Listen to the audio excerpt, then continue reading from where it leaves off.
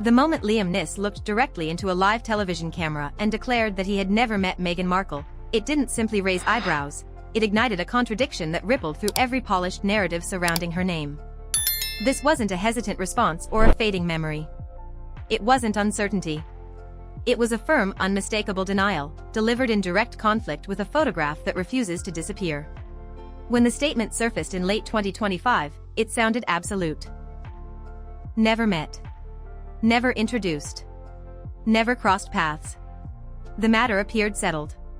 But reality has a way of leaving evidence behind, and evidence doesn't vanish because someone says otherwise. One image captured a frozen moment in time, Meghan Markle standing beside Liam Niss at a Hillary Clinton fundraiser, both smiling for the camera, close enough to leave little room for coincidence. Same venue. Same photograph. Same occasion. Yet only months later came the complete denial. Why? That question refuses to stay quiet. It lingers because documented moments are rarely denied without a reason. Especially by someone like Liam Niss, whose public reputation has long been associated with being straightforward, grounded, and unapologetically candid. If that image represented nothing significant, why reject it so completely? What made that connection worth distancing himself from before anyone had the chance to examine it more closely? Hold on to that question, because it becomes even more important as the story unfolds. Only weeks after the denial, something unexpected happened. It was January 2026, and Liam Niss appeared in another interview. The conversation moved casually through familiar topics, Hollywood, Irish connections, and the world of political fundraising. Then, without warning, the contradiction resurfaced. This time, he didn't distance himself from that world. He described it. He recalled Meghan Markle. He remembered seeing her at those gatherings. And then he used a single word that instantly shifted the entire conversation. Clung. Not attended. Not accompanied. Clung. Pause on that word for a moment. It carries a very different meaning. It suggests visible closeness, dependence, and a relationship that stood out enough to be remembered. Suddenly, the earlier denial no longer appears to be a simple lapse in memory. Instead, it begins to resemble a deliberate effort to create distance from a connection that, once acknowledged, hints at something much larger than a brief encounter at a public event. Now two completely different versions of events stand side by side. In one version, Liam Niss insists he never met Meghan Markle. In the other, he remembers her well enough to describe her behavior at exclusive gatherings in remarkable detail. That isn't a minor inconsistency. It's a clear fracture between two competing accounts. And fractures rarely appear without pressure. Behind this single contradiction lies a world that most people never see, a private network of invitation-only fundraisers, elite guest lists, and influential gatekeepers operating quietly behind closed doors. The photograph wasn't taken at a crowded red carpet event open to the public. It came from a Hillary Clinton fundraiser hosted by John Fitzpatrick inside his Manhattan hotel.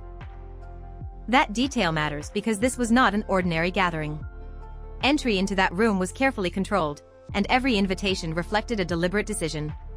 And Meghan Markle was there. Standing beside Liam Niss in a bright pink dress, she appeared composed, confident, and entirely comfortable in the setting. She didn't look like someone who had wandered into an unfamiliar crowd. She looked like someone who belonged there. Someone who had been welcomed into that carefully selected circle. At that point, the central question begins to change. It is no longer whether Liam Niss and Meghan Markle met. The photograph answers that. Instead, attention turns towards something far more significant: who made it possible for Meghan Markle to be inside that room in the first place? The answer, quietly but unmistakably, points toward John Fitzpatrick.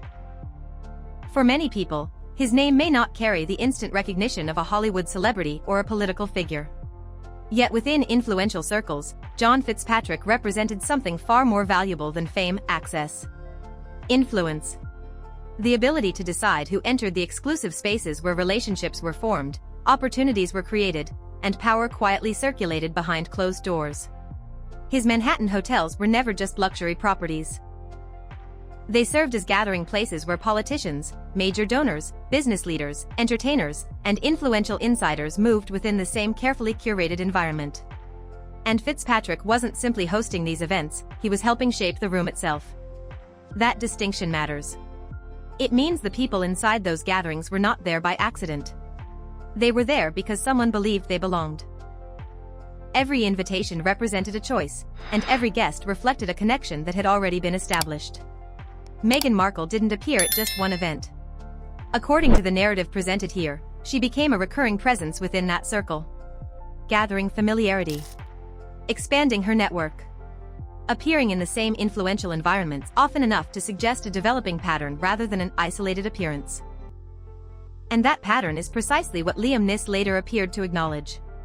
When he recalled seeing Meghan Markle repeatedly, describing her as remaining close to John Fitzpatrick and appearing throughout those gatherings, he was no longer talking about a single evening.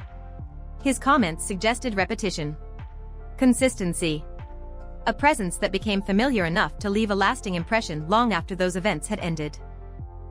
Viewed through that lens, the earlier denial begins to take on an entirely different meaning.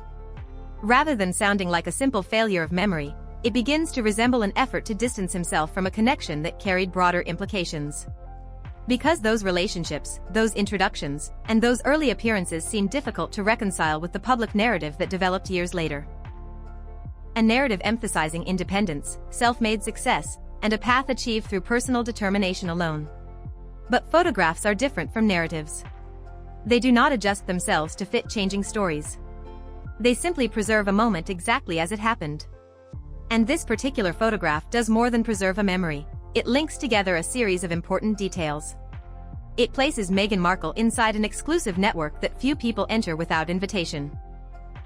It shows her standing beside Liam Niss in an environment too controlled to dismiss as mere coincidence. And it naturally raises a question that continues to linger: how did she become part of that room in the first place?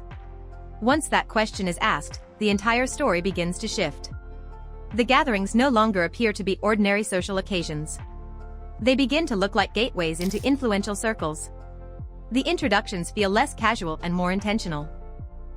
Her repeated presence appears less accidental and more the result of established relationships that opened doors over time.